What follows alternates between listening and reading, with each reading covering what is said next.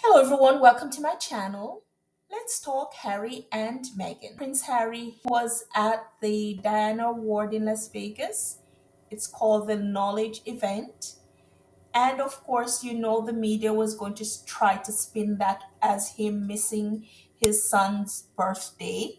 Meghan's birthday post for Archie took care of that incoming nonsense, where the last part of the caption said, quote, "And for all of you who came to celebrate with us at his party last weekend, thank you for making his birthday so incredibly special," end quote.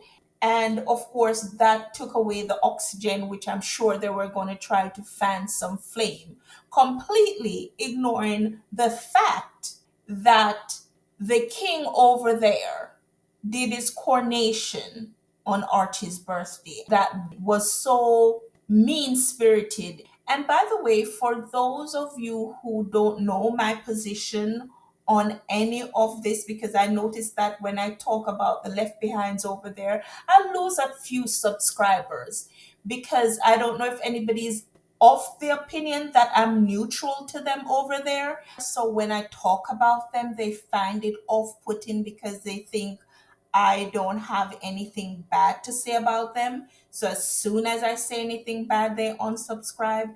I can emphatically say it right now to anybody that is of the opinion that I'm neutral. I am not. I just don't have the talent to drag them like some people have that talent. But them over there, they've shown that history is not history. History is what they're living in now.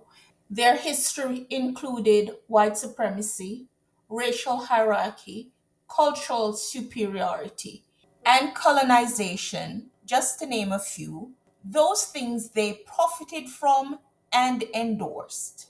And so when Megan entered the scene, you think they have actually come to the realization that those things need to be part of the past and they have to have a reckoning as to how the future must be and to hold themselves accountable for their silence and complicity.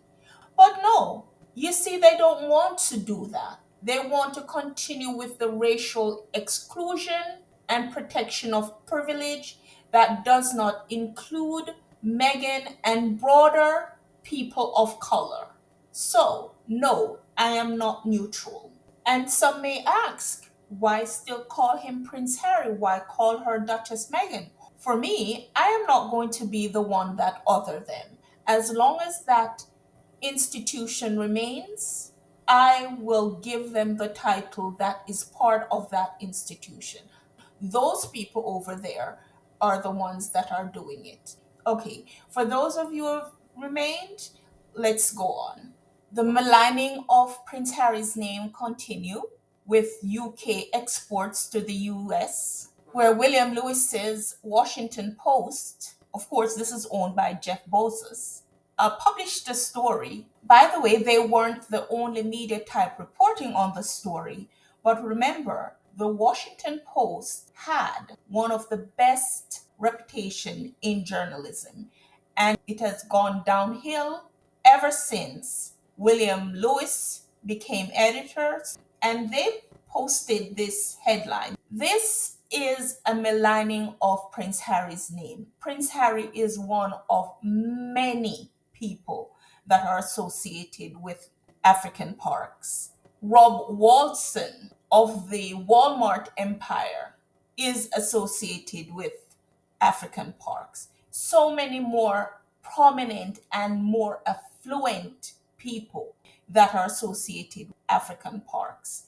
And they always try to bring Prince Harry's name when anything like this come up. They have been trying to get him to resign. We know why they want to put Prince William in, or Harry don't have it at all.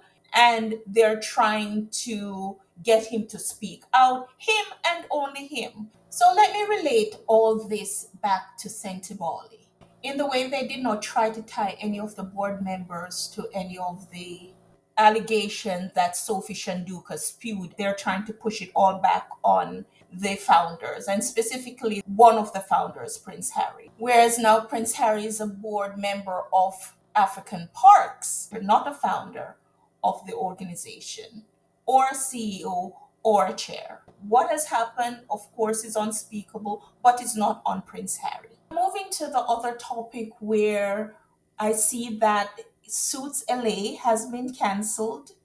That is very sad because we have seen the resurgence of Suit, the one that Meghan was on, and her friend Abigail even credit her with part of it, her loveliness she had actually said. And others have also credited her. And so to see this one being cancelled, it just reaffirms that Meghan was a driving force in the resurgence of that. We see that Meghan seems to be teasing that something is coming. I'm not sure she's talking about her upcoming show or anything else, but from what she's saying here, quote, flower ranging with Guy last spring. Just wait till you see what I have been cooking up this year. More soon. End quote. That is the part where she said more soon. So we'll see what's happening there. The next story I find quite disturbing. We have where this woman from Maryland, her name is Robin Patrick, is trying to test the waters to see if she can sue Meghan and Netflix for burns that she said that she sustained from using the bath salt.